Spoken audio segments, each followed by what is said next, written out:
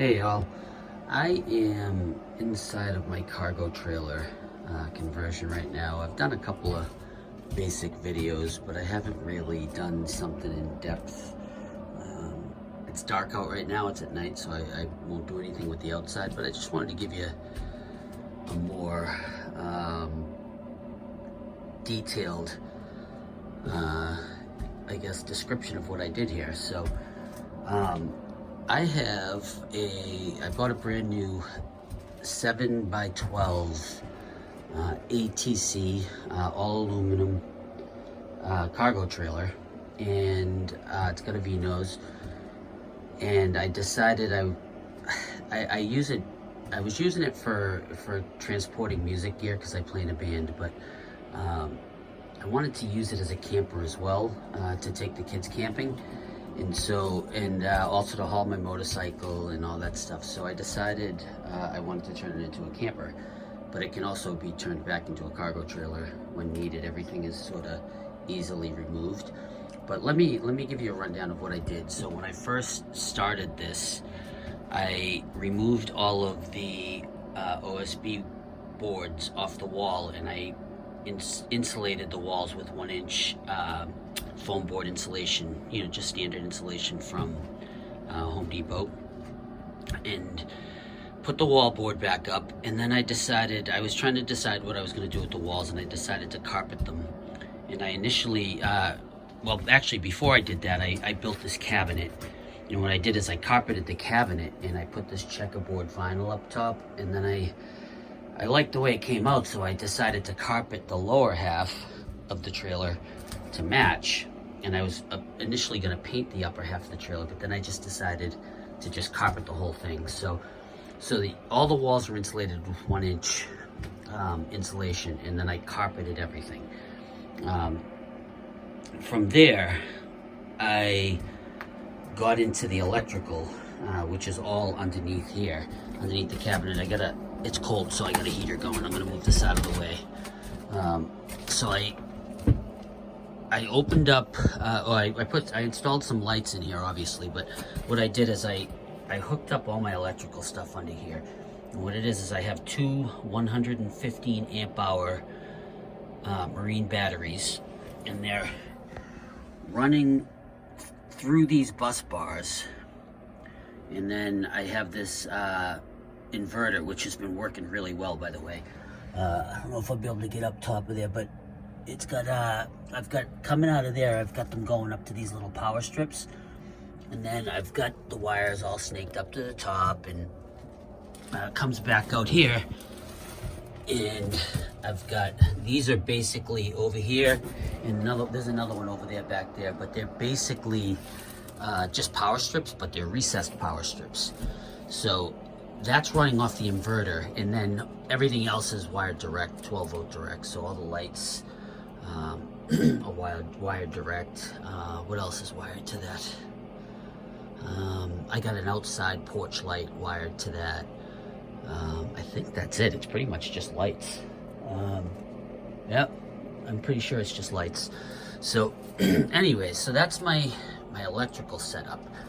And if you notice, I got the wiring coming up through this little port, and then I got it buried under that little Velcro, I don't know what you call it, but comes up the top, and then there's a power strip. It plugs in the TV. I've got a 24-inch TV.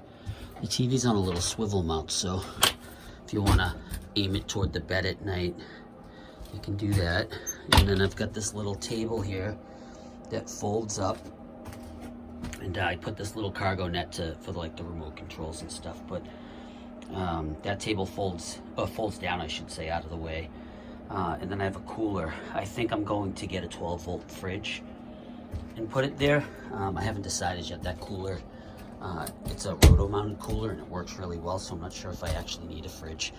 But coming back here to the bunks, what I did is I'm gonna lift this up so you can see. So the board lifts up. I carpeted the board, but these are basically just E-tracks, and you got these like E-track brackets. They're 2x4 brackets, and I've got 2x4s running across. So the top bunk is just a twin bunk, and that's for my daughter. And that's got 3 2x4s, so there's one running down the middle and then one on each side. And that holds this platform, and it's just basically 1/2-inch plywood that I carpeted. And then she's got a little 4-inch tri-fold memory foam mattress that she unfolds, and it works really well.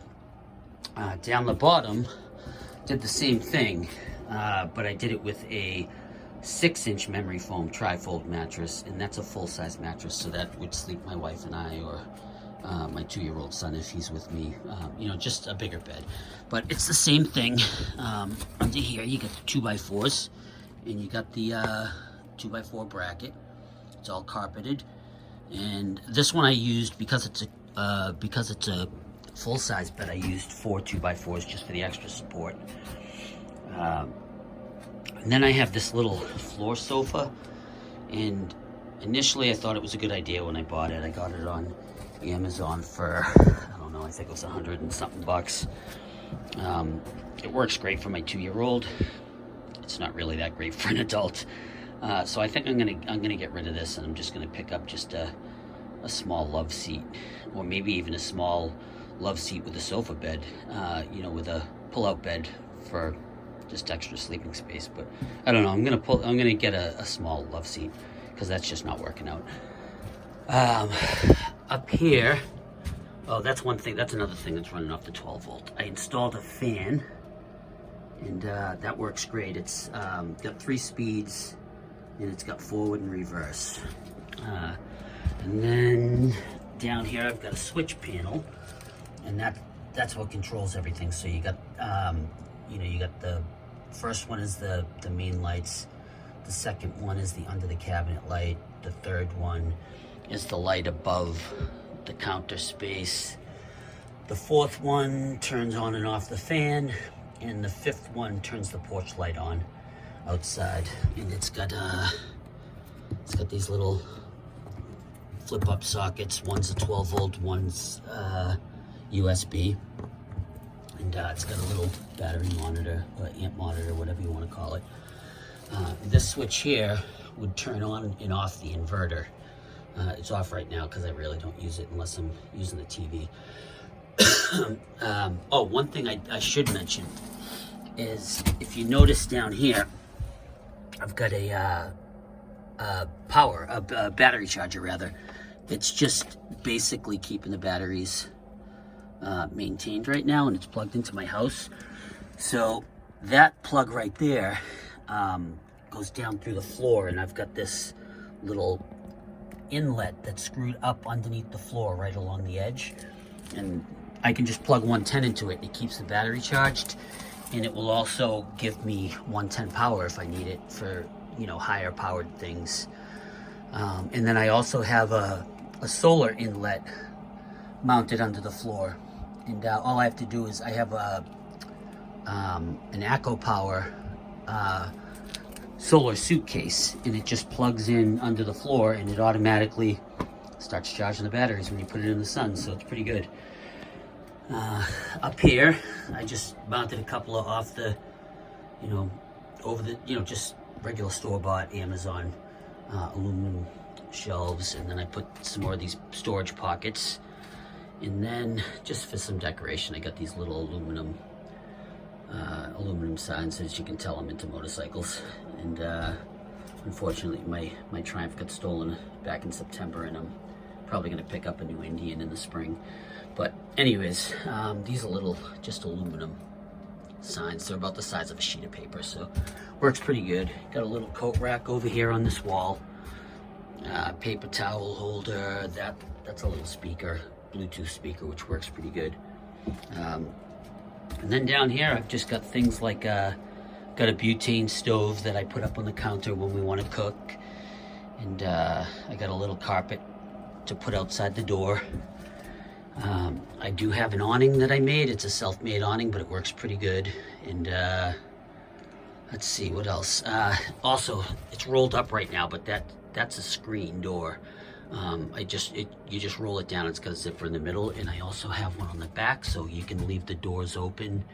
These were custom made, so they're perfect. They're a perfect fit. but you can leave the doors open without bugs getting in and stuff. Lastly, the one thing I haven't done yet is the ceiling. I still have to insulate the ceiling and then decide what I'm going to do to finish it. Probably some sort of a paneling, something that looks nice, but for the most part, we're almost done with this camper. We've camped in it a few times. It's worked out very well.